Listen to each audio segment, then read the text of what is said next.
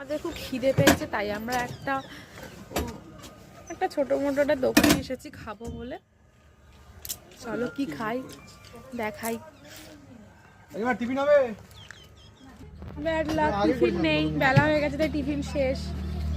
নাকি অন্য কোনো দোকানে যাওয়া যাক। দেখো গাইস কত সুন্দর না, কি দারুণ, পুরো প্রপার গ্রাম মনে হচ্ছে। দু সাইডে গাছ, টোটো চলছে। আমার এসব সাইডে আসতে খুব ভালো লাগে, সুযোগ পেলেই আমি এসব সাইডে চলে আসি।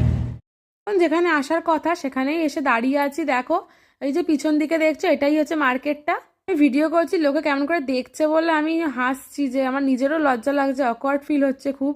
বাট অল্প একটু ভিডিও করব, বেশি ভিডিও করব না।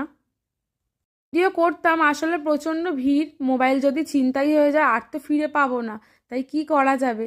এখানে এসেছি আমাদের দোকানের সবজি নিতে। তো দেখো কি সুন্দর পাইকারি রেটে কত টাটকা টাটকা সবজি পাওয়া যাচ্ছে। মোটামুটি বেলা হয়ে গেছে, তবুও ভিড় কমেনি, দেখো অনেকটাই ভিড়।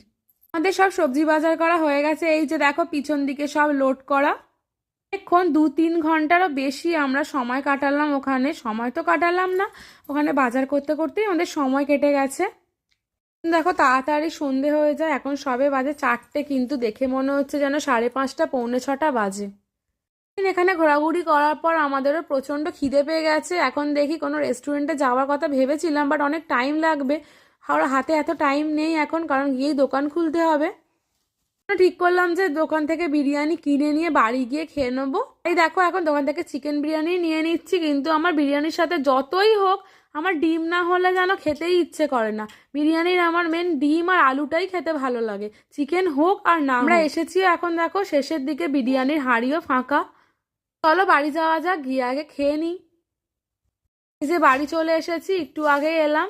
আর আমি সারা ভিডিওতে খালি চুল ঠিক করছি, কারণ আমার আজকে চুলের হাল বেহাল হয়েছে, কারণ অটোর ধারে বসেছিলাম তো।